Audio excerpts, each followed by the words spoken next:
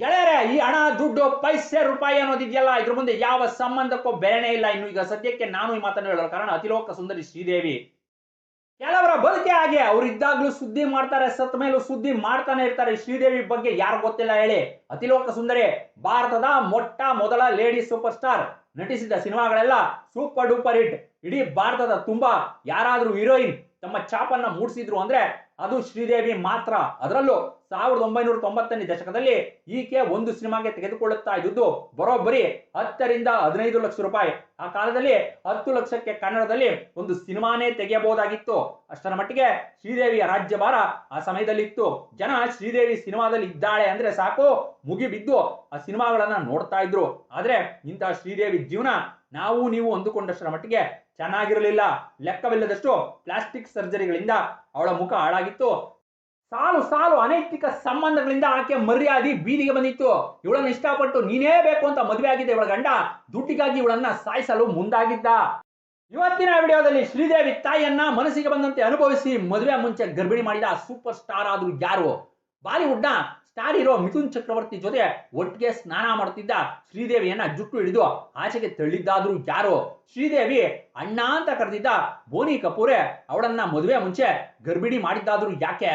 ಕಮಲ್ ಹಾಸನ್ ಶ್ರೀದೇವಿಗೆ ನೀನು ಯಾರನ್ನಾದ್ರೂ ಮದುವೆ ಆಗು, ಆದ್ರೆ ನಾನು ಕರ್ದಾಗ ಬಂದು ಸುಖ ಕೊಡು ಅಂತ ಶ್ರೀದೇವಿಗೆ ಹೇಳಿದ್ದಾರೆ. ಇಂದಿನ ರಹಸ್ಯ ಆದ್ರೂ ಏನು?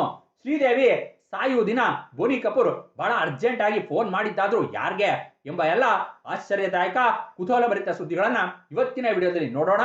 ಇವತ್ತಿನ ವಿಡಿಯೋನ ಆರಂಭಿಸುವ ಮುಂಚೆ ದಯವಿಟ್ಟು ಚಾನಲ್ ಅನ್ನ ಸಬ್ಸ್ಕ್ರೈಬ್ ಮಾಡ್ಕೊಳ್ಳಿ ಮತ್ತು ವಿಡಿಯೋನ ಲೈಕ್ ಮಾಡಿ. ಶ್ರೀದೇವಿ ಅಲಿಯಾ ಶ್ರೀ ಅಮ್ಮ ಅಯ್ಯಂಗರ್ ಅಯ್ಯಪ್ಪನ್ ಹುಟ್ಟಿದ್ದು 1963ನೇ ಇಸ್ವಿ ಆಗಸ್ಟ್ 13ನೇ ತಾರೀಕು ತಮಿಳುನಾಡಿನ ಚೆನ್ನೈನಲ್ಲಿ. ತಂದೆ ಅಯ್ಯಪ್ಪನ್, ತಾಯಿ ರಾಜೇಶ್ವರಿ. ಶ್ರೀದೇವಿ ತಾಯಿ ರಾಜೇಶ್ವರಿಗೆ ಚಿಕ್ಕ ವಯಸ್ಸಿನಿಂದಲೇ ನಟಿಯಾಗಬೇಕು ಅನ್ನೋ ಆಸೆ ಇದ್ದುದರಿಂದ ಮದ್ರಾಸ್ಗೆ ಬಂದು ಚಾನ್ಸ್ಗೋಸ್ಕರ ಟ್ರೈ ಮಾಡ್ತಾ ಇದ್ರು.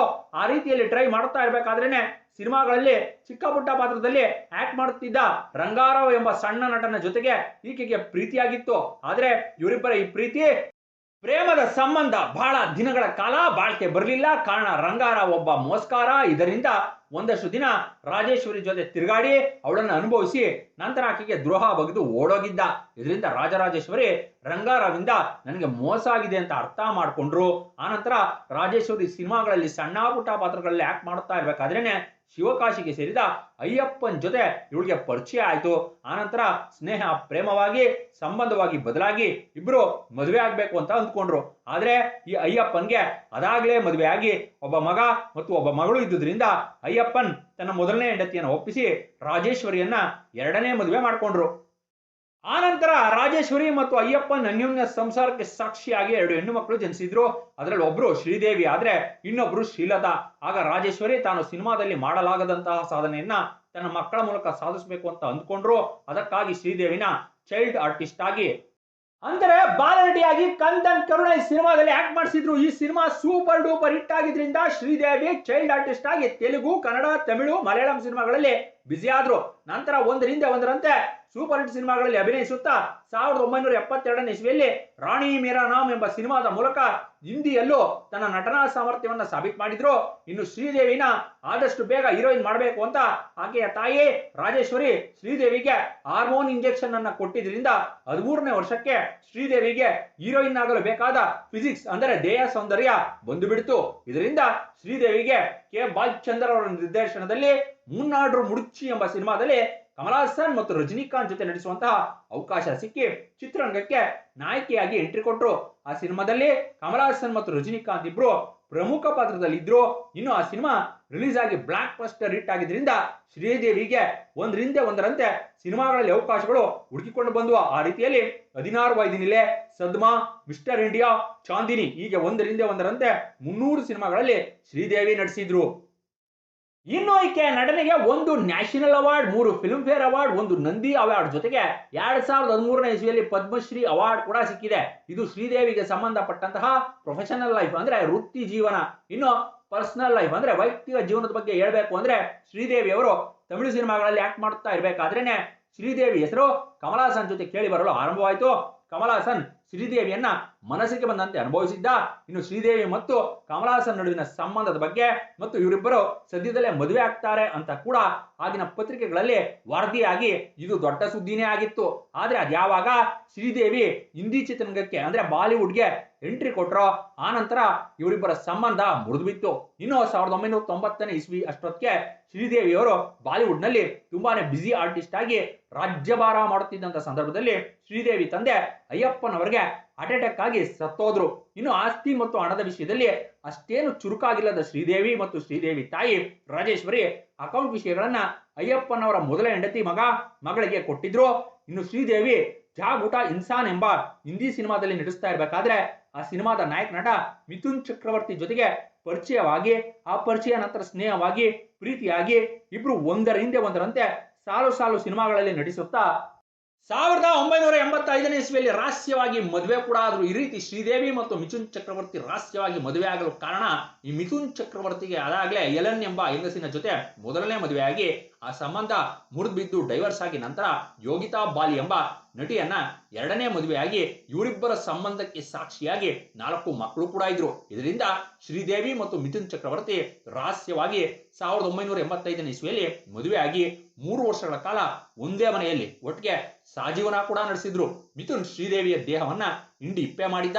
ಆದ್ರೆ ಅದ್ಯಾವಾಗ ಈ ವಿಷಯ ಮಿಥುನ್ ಹೆಂಡತಿ ಯೋಗಿತಾ ಬಾಲಿಗೆ ತಿಳಿತೋ ಆಕೆಗೆ ಹೃದಯ ಹೊಡೆದಂತಾಗಿ ಆಕೆ ಪೊಲೀಸರಿಗೆ ಮಿಥುನ್ ಮತ್ತು ಶ್ರೀದೇವಿ ಮೇಲೆ ಕಂಪ್ಲೇಂಟ್ ಕೊಟ್ಟು ಮಿಥುನ್ ಚಕ್ರವರ್ತಿ ಜೊತೆ ತುಂಬಾನೇ ಗಲಾಟೆ ಮಾಡಿದ್ಲು. ಇನ್ನು ಇವರಿಬ್ಬರ ಈ ಜಗಳ ಅತಿರೇಕಕ್ಕೆ ಹೋಗಿ ಯೋಗಿತಾ ಬಾಲಿ ವಿಷ ಕುಡಿದು ಸಾಯಲು ಸಹ ಪ್ರಯತ್ನಿಸಿದ್ಲು. ಇದರಿಂದ ಮಿಥುನ್ ಚಕ್ರವರ್ತಿಗೆ ಭಯ ಆಗಿ ಶ್ರೀದೇವಿ ಜೊತೆಗಿನ ತನ್ನ ಸಂಬಂಧವನ್ನ ಮುರಿದುಕೊಂಡ್ರು. ಇದ್ರ ಮಧ್ಯದಲ್ಲೇ ಶ್ರೀದೇವಿ ಹೆಸರು ನಟ ಜಿತೇಂದ್ರ ಜೊತೆಗೂ ಸಹ ಕೇಳಿ ಬಂದಿತ್ತು. ಆದ್ರೆ ಈ ಜಿತೇಂದ್ರ ಹಾಗೂ ಅದಾಗಲೇ ಮದುವೆಯಾಗಿ 2 ಮಕ್ಕಳು ಇದ್ದಿದ್ರಿಂದ ಇವರಿಬ್ಬರ ಈ ಸಂಬಂಧ ಕೂಡ ಮುರಿದು ಬಿದ್ದಿತ್ತು. ಇಷ್ಟೆಲ್ಲ ಆದ ನಂತರ ಶ್ರೀದೇವಿ ಈ ಪ್ರೀತಿ ಪ್ರೇಮದ ಸವಾಸನೆ ಬೇಡ ಅಂತೇಳಿ ಹಿಂದಿ ಮತ್ತು ತೆಲುಗು ಸಿನಿಮಾಗಳಲ್ಲಿ ನಟಿಸುವುದರಲ್ಲಿ ಬ್ಯುಸಿಯಾಗಿದ್ರು. ಆ ಸಮಯದಲ್ಲಿ ಶ್ರೀದೇವಿ ಜೊತೆ ಹಿಂದಿಯಲ್ಲಿ ಒಂದು ಸಿನಿಮಾ ಮಾಡಬೇಕು ಅಂತ ಬೋನಿ ಕಪೂರ್ ಪ್ಲಾನ್ ಮಾಡಿದ್ರು. ಆ ಸಿನಿಮಾದ ಹೆಸರೇ ಮಿಸ್ಟರ್ ಇಂಡಿಯಾ. ಆ ಸಮಯದಲ್ಲಿ ಶ್ರೀದೇವಿ ಕಾಶಿಟ್ನ ಆಕೆ ತಾಯಿ ನೋಡ್ಕೊತಾ ಇದ್ರು. ಆಗ್ಲೇ ಶ್ರೀದೇವಿ ಲಕ್ಷಗಟ್ಟಲೆ ಸಂಭಾವನೆಯನ್ನ ಒಂದು ಸಿನಿಮಾಗೆ ತೆಗೆದುಕೊಳ್ತಾ ಇದ್ರು. ಇನ್ನಾಗ ಬೋನಿ ಕಪೂರ್ ಶ್ರೀದೇವಿ ಹತ್ರ ಬಂದು ತನ್ನ ಮಿಸ್ಟರ್ ಇಂಡಿಯಾ ಸಿನಿಮಾದ ನಾಯಕಿಯ ಪಾತ್ರದಲ್ಲಿ ನಟಿಸಲು ಶ್ರೀದೇವಿ ಅವರ ಕಾಲ್ಶೀಟ್ ಕೇಳಿದ್ರು. ಅದಕ್ಕೆ ಶ್ರೀದೇವಿ ಆ ಮಿಸ್ಟರ್ ಇಂಡಿಯಾ ಸಿನಿಮಾದಲ್ಲಿ ನಟಿಸಲು ಕೇಳಿದ್ದು ಬರೋಬ್ಬರಿ 12 ಲಕ್ಷ ರೂಪಾಯಿಯನ್ನ. ಆ ಸಮಯದಲ್ಲಿ 12 ಲಕ್ಷ ರೂಪಾಯಿಗೆ ಕನ್ನಡದಲ್ಲಿ ಒಂದು ಸಿನಿಮಾನೇ ತೆಗೆಯಬಹುದಾಗಿತ್ತು. 1987ನೇ ಇಸ್ವಿಯಲ್ಲಿ 12 ಲಕ್ಷ ಅಂದ್ರೆ ಬಹಳ ದೊಡ್ಡ ಅಮೌಂಟೇ. ಆದ್ರೆ ಬೋನಿ ಕಪೂರ್ಗೆ ಶ್ರೀದೇವಿ ಮೇಲೆ ಅಷ್ಟೊತ್ತಾಗ್ಲೇ ಪ್ರೀತಿ ಅನ್ನೋದು ಶುರುವಾಗಿತ್ತು. ಇದರಿಂದ ಬೋನಿ ಕಪೂರ್ 1 ಲಕ್ಷ ರೂಪಾಯಿ ಜಾಸ್ತಿನೇ ಕೊಡ್ತೀನಿ ಅಂತ ಹೇಳಿ ಶ್ರೀದೇವಿಯ ಕಾಲ್ಶೀಟ್ ಅನ್ನ ತೆಗೆದುಕೊಂಡಿದ್ರು. ಇನ್ನಾಗ ಮಿಸ್ಟರ್ ಇಂಡಿಯಾ ಸಿನಿಮಾ ನಂತರ ರಿಲೀಸ್ ಆಗಿ ಬ್ಲಾಕ್ ಬಸ್ಟರ್ ಹಿಟ್ ಆಗಿ ಶ್ರೀದೇವಿ ಮತ್ತು ಬೋನಿ ಕಪೂರ್ ನಡುವೆ ಒಳ್ಳೆ ಸ್ನೇಹ ಅನ್ನೋದು ಶುರುವಾಗಿತ್ತು. ಆದ್ರೆ ಅದಾಗ್ಲೇ ಬೋನಿ ಕಪೂರ್ಗೆ ಮದುವೆಯಾಗಿ 2 ಮಕ್ಕಳಿದ್ದುದರಿಂದ ಶ್ರೀದೇವಿ ಬೋನಿ ಕಪೂರ್ನ ತನ್ನ ಅಣ್ಣಯ್ಯ ಅಂತಾನೆ ಭಾವಿಸಿ ಅನೇಕ ಸಾರಿ ರಾಖಿ ಕೂಡ ಕಟ್ಟಿದ್ರು. ಇದರಿಂದ ಶ್ರೀದೇವಿಗೆ ಬೋನಿ ಕಪೂರ್ ಫ್ಯಾಮಿಲಿ ಹತ್ರ ಆಗಿತ್ತು. ಆ ರೀತಿ ಶ್ರೀದೇವಿ ಬೇರೆ ಸಿನಿಮಾಗಳ ಶೂಟಿಂಗ್ ನಲ್ಲಿ ಇದ್ದಾಗಲೂ ಬೋನಿ ಕಪೂರ್ ಅಲ್ಲಿಗೆ ಹೋಗಿ ಶ್ರೀದೇವಿಗೆ ಗಿಫ್ಟ್ ಗಳನ್ನ ಕೊಡ್ತಾ ಇದ್ರು. ಇದಕ್ಕೆ ಸಾಕ್ಷಿ ಎಂಬಂತೆ ಶ್ರೀದೇವಿ ಅಭಿನಯದ ಚಾಂದಿನಿ ಸಿನಿಮಾದ ಶೂಟಿಂಗ್ ಸ್ವಿಟ್ಜರ್ಲ್ಯಾಂಡ್ ನಲ್ಲಿ ನಡೆಯುತ್ತಿರಬೇಕಾದ್ರೆ ಅಲ್ಲಿಗೆ ಕೂಡ ಬೋನಿ ಕಪೂರ್ ಶ್ರೀದೇವಿಗಾಗಿ ಹೋಗಿದ್ರು. ಆದ್ರೆ ಯಾರು ಇವರಿಬ್ಬರ ಈ ಸಂಬಂಧದ ಬಗ್ಗೆ ಆಗ ಅನುಮಾನಿಸ್ತಾ ಇರಲಿಲ್ಲ. ಯಾಕೆಂದ್ರೆ ಶ್ರೀದೇವಿ ಆಗ ಬೋನಿ ಕಪೂರ್ನ ಅಣ್ಣ ಅಂತ ಕರೆಯುತ್ತಾ ಇದ್ದುದರಿಂದ ಯಾರು ಇವರಿಬ್ಬರ ಬಗ್ಗೆ ತಲೆಯನ್ನೇ ಕೆಡಿಸ್ಕೋತಿರ್ಲಿಲ್ಲ. ಆದ್ರೆ ಅದ್ಯಾವಾಗ ಶ್ರೀದೇವಿ ತಂದೆ ಸತ್ತು ಹೋದ್ರು ಆಗಿನಿಂದ ಬೋನಿ ಕಪೂರ್ ಶ್ರೀದೇವಿಗೆ ತುಂಬಾನೇ ಹತ್ರ ಆಗ್ತಾ ಬಂದ್ರು. ಅಷ್ಟೇ ಅಲ್ಲ, ಶ್ರೀದೇವಿ ತಾಯಿಗೆ 1995ನೇ ಇಸ್ವಿಯಲ್ಲಿ ಬ್ರೈನ್ ಟ್ಯೂಮರ್ ಬಂದು ಚಿಕಿತ್ಸೆಗೋಸ್ಕರ ಬೋನಿ ಕಪೂರ್ ಶ್ರೀದೇವಿ ತಾಯಿನ ನ್ಯೂಯಾರ್ಕ್ಗೆ ಕರೆದುಕೊಂಡು ಹೋಗಿದ್ರು. ಆದ್ರೆ ಆ ಹಾಸ್ಪಿಟಲ್ ಅವರು ಮಾಡಿದಂತ ಆಪರೇಷನ್ ನಲ್ಲಿ ಎಡವಟ್ಟಾಗಿ ಅಂದ್ರೆ ತಪ್ಪು ಜರುಗಿ ಶ್ರೀದೇವಿ ತಾಯಿ ತಮ್ಮ ಜ್ಞಾಪಕ ಶಕ್ತಿಯನ್ನ ಅಂದ್ರೆ ಮೆಮೊರಿಯನ್ನ ಸಂಪೂರ್ಣವಾಗಿ ಕಳೆದುಕೊಂಡ್ರು. ಇನ್ನು ಹಾಸ್ಪಿಟಲ್ ಅವರು ಮಾಡಿದಂತಹ ಈ ತಪ್ಪಿನಿಂದ ಅವರೇ ಒಂದು ದೊಡ್ಡ ಕಾಂಪೋಸಿಷನ್ ಹಣವನ್ನ ಆ ತಪ್ಪಿಗೆ ಪರಿಹಾರವಾಗಿ ಕೊಟ್ಟಿದ್ರು.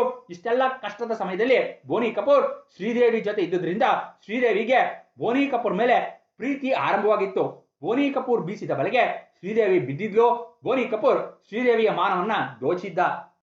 ಇನ್ನು ಹಾಸ್ಪಿಟಲ್ ಅವರು ಕೊಟ್ಟಂತ ಪರಿಹಾರದ ಹಣವನ್ನ ಶ್ರೀದೇವಿಯವರು ಅವರ ಅಕ್ಕ ತಂಗಿ ಅಣ್ಣನಿಗೆ ಕೊಡದೇ ಇದ್ದುದರಿಂದ ಇವರುಗಳ ಮಧ್ಯೆನೆ ದೊಡ್ಡದಾಗಿ ಜಗಳ ಆಗಿ ಬೇರೆ ಬೇರೆ ಆಗುವ ಪರಿಸ್ಥಿತಿ ಬಂದಿತ್ತು. ಇನ್ನು ಇದೇ ಮಧ್ಯದಲ್ಲಿ ಶ್ರೀದೇವಿ ತಂದೆ ಅಯ್ಯಪ್ಪನ್ ಮುಂದೆ ಫ್ಯೂಚರ್ ಅಲ್ಲಿ ಇನ್ಕಮ್ ಟ್ಯಾಕ್ಸ್ ಅವರಿಂದ ಯಾವುದೇ ರೀತಿ ಪ್ರಾಬ್ಲಮ್ ಆಗಬಾರ್ದು ಅಂತ ಶ್ರೀದೇವಿ ಅಲ್ಲಿವರೆಗೆ ಸಂಪಾದನೆ ಮಾಡಿದ್ದ ಎಲ್ಲ ಹಣ ಆಸ್ತಿಯನ್ನ ತಮ್ಮ ಮೊದಲನೇ ಹೆಂಡತಿಯ ಮಗಳ ಹೆಸರಲ್ಲಿ ಬೇನಾಮಿಯಾಗಿ ಬರೆದಿದ್ರು. ಆದ್ರೆ ಇದೇ ಸಂದರ್ಭವನ್ನ ತಮ್ಮ ಲಾಭಕ್ಕಾಗಿ ಉಪಯೋಗಿಸಿಕೊಂಡಂತಹ ಶ್ರೀದೇವಿ ಅಣ್ಣ, ಅಕ್ಕ, ತಂಗಿ, ಬಂಧುಗಳು ಶ್ರೀದೇವಿಗೆ ಮೋಸ ಮಾಡಿ ಎಲ್ಲ ಆಸ್ತಿಯನ್ನ ಅವರೇ ಇಟ್ಟುಕೊಂಡಿದ್ರಿಂದ ಶ್ರೀದೇವಿ ಅಷ್ಟು ವರ್ಷ ಕಷ್ಟಪಟ್ಟು ಸಂಪಾದಿಸಿದ ಅಷ್ಟು ಹಣನ ಶ್ರೀದೇವಿ ನಂಬಿದವರಿಂದನೇ ಕಳೆದುಕೊಂಡ್ರು. ಅದೇ ಸಮಯದಲ್ಲಿ ಅಂದರೆ 1996ನೇ ಇಸ್ವಿಯಲ್ಲಿ ಶ್ರೀದೇವಿ ತಾಯಿ ಸಾವನ್ನಪ್ಪುತ್ತಾರೆ. ಇದರಿಂದ ಶ್ರೀದೇವಿ ಒಂಟಿಯಾಗಿ ತುಂಬಾನೇ ಕಷ್ಟಗಳನ್ನ ಎದುರಿಸಿದ್ರು. ಆಗ ಆ ಕಷ್ಟದ ದಿನಗಳಲ್ಲಿ ಶ್ರೀದೇವಿ ಜೊತೆ ನಿಂತಿದ್ದೆ ಬೋನಿ ಕಪೂರ್. ಇದರಿಂದ ಬೋನಿ ಕಪೂರ್ ಮತ್ತು ಶ್ರೀದೇವಿ ನಡುವೆ ಪ್ರೀತಿ ಅನ್ನೋದು ಶುರುವಾಗಿ ಇಬ್ರು ಒಂದೇ ಮನೆಯಲ್ಲಿ ಸಾಜೀವನ ಕೂಡ ಸಾಗಿಸಿದ್ರು, ಒಂದೇ ಹಾಸಿಗೆ ಮೇಲೆ ಮಲಗ್ತಾ ಇದ್ರು. ಆದ್ರೆ ಬೋನಿ ಕಪೂರ್ ಮೊದಲನೇ ಹೆಂಡತಿಗೆ ಮಾತ್ರ ಇವರಿಬ್ಬರ ಸಂಬಂಧದ ಬಗ್ಗೆ ಒಪ್ಪಿಗೆ ಇರಲಿಲ್ಲ. ಇದರಿಂದ ಬೋನಿ ಹೇಗಾದ್ರೂ ತನ್ನ ಮೊದಲನೇ ಹೆಂಡತಿಗೆ ಡೈವರ್ಸ್ ಕೊಡಬೇಕು ಅಂತ, ಆಕೆ ಜೊತೆಗಿನ ತನ್ನ ಸಂಬಂಧವನ್ನ ಮುರಿದುಕೋಬೇಕು ಅಂತ ಮದುವೆಗೆ ಮುಂಚೆನೆ ಶ್ರೀದೇವಿನ ಚೆನ್ನಾಗಿ ಅನುಭವಿಸಿ ಪ್ರೆಗ್ನೆಂಟ್ ಮಾಡಿದ್ದ. ಇನ್ನು ಈ ವಿಷಯ ಬೋನಿ ಕಪೂರ್ ತಾಯಿ ತಿಳಿದು ಬೋನಿ ಕಪೂರ್ ತಾಯಿ ಶ್ರೀದೇವಿ ಮತ್ತು ಬೋನಿ ಕಪೂರ್ ಒಂದು ಸಿನಿಮಾ ಫಂಕ್ಷನ್ ಅಲ್ಲಿ ಇರಬೇಕಾದ್ರೆ ಅಲ್ಲಿಗೆ ಹೋಗಿ ಚಪ್ಪಲಿಯಲ್ಲಿ ಶ್ರೀದೇವಿಗೆ ಹೊಡೆದು ಎಲ್ಲರ ಮುಂದೆ ಶ್ರೀದೇವಿಯ ಮರ್ಯಾದೆಯನ್ನ ತೆಗೆದಿದ್ರು. ಇನ್ನು ಬೋನಿ ಕಪೂರ್ ಮೊದಲನೇ ಹೆಂಡತಿಗೆ ಇವರಿಬ್ಬರು ಮಾಡಿದಂತಹ ಈ ಮೋಸದಿಂದ ಹೃದಯ ಹೊಡೆದಂತಾಗಿ ಬೋನಿ ಕಪೂರ್ ಜೊತೆಗಿನ ತಮ್ಮ ಸಂಬಂಧವನ್ನ ಮುರಿದುಕೊಂಡ್ರು. ನಂತರ ಬೋನಿ ಕಪೂರ್ ಶ್ರೀದೇವಿನ 1996ನೇ ಇಸ್ವಿಯಲ್ಲಿ ಮದುವೆಯಾಗಿ ಇಡೀ ಸಿನಿಮಾ ಇಂಡಸ್ಟ್ರಿಗೆ ಶಾಕ್ ಕೊಟ್ರು. ಆ ರೀತಿಯಲ್ಲಿ 1997ರಲ್ಲಿ ಜಾನ್ವಿ ಕಪೂರ್ ಹುಟ್ಟಿದ್ರೆ 2000ನೇ ಇಸ್ವಿಯಲ್ಲಿ ಖುಷಿ ಕಪೂರ್ ಎಂಬ 2 ಹೆಣ್ಣು ಮಕ್ಕಳು ಶ್ರೀದೇವಿಗೆ ಹುಟ್ಟಿದ್ರು. ಮದುವೆ ನಂತರ ಶ್ರೀದೇವಿ ಸಿನಿಮಾ ಇಂಡಸ್ಟ್ರಿಗೆ ಗುಡ್ ಬೈ ಹೇಳಿ ಗಂಡ ಮಕ್ಕಳ ಜೊತೆಗೆ ಸಂಸಾರದಲ್ಲಿ ಬ್ಯುಸಿ ಆದ್ರು. ಆಗಲೇ 2012ರಲ್ಲಿ ಬೋನಿ ಕಪೂರ್ ಮೊದಲನೇ ಹೆಂಡತಿ ಮೂನಾ ಕಪೂರ್ ಕ್ಯಾನ್ಸರ್ ಇಂದ ಸತ್ರು. ಇನ್ಯಾವಾಗ್ಲೂ ಶ್ರೀದೇವಿ ಜೊತೆನೇ ಇದ್ದಂತ ಬೋನಿ ಕಪೂರ್ ತನ್ನ ಮೊದಲನೇ ಹೆಂಡತಿ ಮೂನಾ ಕಪೂರ್ ಬಗ್ಗೆ ಗಮನನೇ ಹರಿಸಿರಲಿಲ್ಲ. ಶ್ರೀದೇವಿಯ ಸೌಂದರ್ಯವನ್ನು ಅನುಭವಿಸೋದ್ರಲ್ಲಿ ಅವನು ತನ್ನ ಸಂಪೂರ್ಣ ಜೀವನವನ್ನ ಕಳೆದಿದ್ದ. ಇದರಿಂದ ಶ್ರೀದೇವಿನ ಕಂಡ್ರೆ ಇಡೀ ಬೋನಿ ಕಪೂರ್ ಫ್ಯಾಮಿಲಿಗೆ ಆಗ್ತಾ ಇರಲಿಲ್ಲ. ಇನ್ನು ಅದೇ 2012ನೇ ವರ್ಷದಲ್ಲಿ ಶ್ರೀದೇವಿ ಮತ್ತೆ ಇಂಗ್ಲಿಷ್ ಎಂಬ ಚಿತ್ರದಲ್ಲಿ ನಟಿಸುವುದರ ಮೂಲಕ ತಮ್ಮ ಸೆಕೆಂಡ್ ಇನ್ನಿಂಗ್ಸ್ ಅನ್ನ ಆರಂಭಿಸಿದ್ರು. ಇನ್ನು ಇಂಗ್ಲಿಷ್ ಸಿನಿಮಾದ ನಂತರ ಶ್ರೀದೇವಿ ಬಾಂಬೆ ಟಾಕೀಸ್, ಮಾಮ್, ಪುಲಿ ಹೀಗೆ ಒಂದರಿಂದ ಒಂದರಂತೆ ಸಾಲು ಚಿತ್ರಗಳಲ್ಲಿ ಅಭಿನಯಿಸುವುದರ ಮೂಲಕ ತಮ್ಮ ಕಳೆದು ಹೋಗಿದ್ದ ಸ್ಟಾರ್ಡಮ್ ಅನ್ನ ವಾಪಸ್ ಪಡೆದುಕೊಂಡ್ರು. ಇದು ಹೀಗೆ ಇದ್ರೆ 2018ರಲ್ಲಿ ಬೋನಿ ಕಪೂರ್ ಫ್ಯಾಮಿಲಿ ಜೊತೆ ಶ್ರೀದೇವಿ ಒಂದು ಮದುವೆ ಫಂಕ್ಷನ್ಗೆ ಅಂದ್ರೆ ಮ್ಯಾರೇಜ್ ಫಂಕ್ಷನ್ಗೆ ದುಬೈಗೆ ಹೋಗಿದ್ರು. ಮದುವೆ ಆದ ನಂತರ ಕೂಡ ಸ್ವಲ್ಪ ದಿನ ದುಬೈನಲ್ಲೇ ಶ್ರೀದೇವಿ ಉಳಿದುಕೊಂಡ್ರು. ಆದ್ರೆ 2018ನೇ ಇಸ್ವಿ ಫೆಬ್ರವರಿ 24ನೇ ತಾರೀಕು ದುಬೈನ ಜಮೈಕಾ ಎಮಿರೇಟ್ಸ್ ಹೋಟೆಲ್ನಲ್ಲಿ ಅಕಸ್ಮಾತ್ ಆಗಿ ಕಾಲು ಜಾರಿ ಶ್ರೀದೇವಿ ಬಾಟೂಬ್ ನಲ್ಲಿ ಬಿದ್ದು ಸತ್ತೋದ್ರು ಅನ್ನುವ ವಿಷಯ ಮೀಡಿಯಾದಲ್ಲಿ ಅಂದ್ರೆ ಮಾಧ್ಯಮಗಳಲ್ಲಿ ದೊಡ್ಡದಾಗಿ ಸುದ್ದಿ ಆಯಿತು. ಆದ್ರೆ ಶ್ರೀದೇವಿ ಸಾವು ಮಾತ್ರ ತುಂಬಾನೇ ಅನುಮಾನಗಳಿಗೆ ಕಾರಣವಾಗಿತ್ತು. ಶ್ರೀದೇವಿ ಗಂಡ ಬೋನಿ ಕಪೂರ್ ಈ ರೀತಿ ಮಾಡಿಸಿದ್ದಾನೆ, ಕಾರಣ ಅವಳ ಹೆಸರಲ್ಲಿ 260 ಕೋಟಿಗೂ ಹೆಚ್ಚಿನ ಇನ್ಶೂರೆನ್ಸ್ ಮಾಡಿಸಲಾಗಿತ್ತು. ಶ್ರೀದೇವಿ ಸತ್ರೆ ಮಾತ್ರ ಆ ದುಡ್ಡು ಬೋನಿ ಕಪೂರ್ಗೆ ಸಿಗ್ತಾ ಇತ್ತು. ಅದಕ್ಕಾಗಿ ಉಪಾಯವಾಗಿ ಶ್ರೀದೇವಿನ ದುಬೈಗೆ ಕರೆದುಕೊಂಡು ಹೋಗಿ ಸಾಯಿಸ್ಬಿಟ್ಟ. ಇದಕ್ಕೆ ಬೋನಿ ಕಪೂರ್ ದಾವೂದ್ ಇಬ್ರಾಹಿಂನ ಹೆಲ್ಪ್ ಕೂಡ ತೆಗೆದುಕೊಂಡಿದ್ದ ಅಂತ ಮಾಧ್ಯಮಗಳಲ್ಲೆಲ್ಲ ಆ ಸಮಯದಲ್ಲಿ ದೊಡ್ಡ ಸುದ್ದಿನೇ ಆಗಿತ್ತು. ಆಗ ಬೋನಿ ಕಪೂರ್ ಇದ್ರ ಬಗ್ಗೆ ಮಾತನಾಡುತ್ತಾ ಅವಳು ಬ್ಯೂಟಿ ಮೇಂಟೈನ್ ಮಾಡಬೇಕು, ಸಣ್ಣಗೆ ಇರಬೇಕು ಅಂತ ಊಟ ಮಾಡದೆ ಸಿಕ್ಕದ ಮಾತ್ರೆಗಳನ್ನ ತೆಗೆದುಕೊಳ್ತಾ ಇದ್ಲು. ಇದರಿಂದ ಅವಳ ಹಾರ್ಟ್ ಪಲ್ಸ್ ಜಾಸ್ತಿ ಆಗ್ತಾನೆ ಇತ್ತು. ಜೊತೆಗೆ ಲೆಕ್ಕವಿಲ್ಲದಷ್ಟು ಮುಖಕ್ಕೆ ಪ್ಲಾಸ್ಟಿಕ್ ಸರ್ಜರಿ ಮಾಡಿಸಿದ್ಲು. ಲೋ ಬಿಪಿ ಸಮಸ್ಯೆ ಅಂತೂ ಮೊದಲಿನಿಂದಲೇ ಇತ್ತು. ಆದ್ದರಿಂದ ಕಾಲು ಜಾರಿ ಬಾಟೂಬ್ ನಲ್ಲಿ ಬಿದ್ದು ಸತ್ಲೆ ಹೊರತು ನನ್ನದೇನೂ ತಪ್ಪಿಲ್ಲ ಅಂತ ಹೇಳಿ ಇಡೀ ಕೇಸನ್ನೇ ಕ್ಲೋಸ್ ಮಾಡಿಸಿದ್ದ. ಅದಕ್ಕೆ ಹೇಳೋದು ಹಣದ ಮುಂದೆ ಯಾವ ಸಂಬಂಧಕ್ಕೂ ಬೆಲೆ ಇಲ್ಲ ಅಂತ. ಒಟ್ಟಾರೆಯಾಗಿ ಹೇಳ್ಬೇಕು ಅಂದ್ರೆ ಈ ಶ್ರೀದೇವಿ ನೋಡಲು ಎಷ್ಟು ಚೆನ್ನಾಗಿದ್ಲೋ ಅಷ್ಟರ ಮಟ್ಟಿಗೆ ಅವಳ ಜೀವನ ಚೆನ್ನಾಗಿರ್ಲಿಲ್ಲ ಅನ್ನೋದಂತೂ ಅಷ್ಟೇ ಸತ್ಯ. ಇನ್ನು ಇಂತಹ ಶ್ರೀದೇವಿ ಬಗ್ಗೆ ನಿಮ್ಮ ಅಭಿಪ್ರಾಯಗಳನ್ನ ಕಮೆಂಟ್ ರೂಪದಲ್ಲಿ ತಿಳಿಸಿ ಅಂತ ಹೇಳುತ್ತಾ ದಯವಿಟ್ಟು ಚಾನಲ್ ಅನ್ನ ಸಬ್ಸ್ಕ್ರೈಬ್ ಮಾಡ್ಕೊಳ್ಳಿ ಮತ್ತು ವಿಡಿಯೋನ ಲೈಕ್ ಮಾಡಿ. ಧನ್ಯವಾದಗಳು.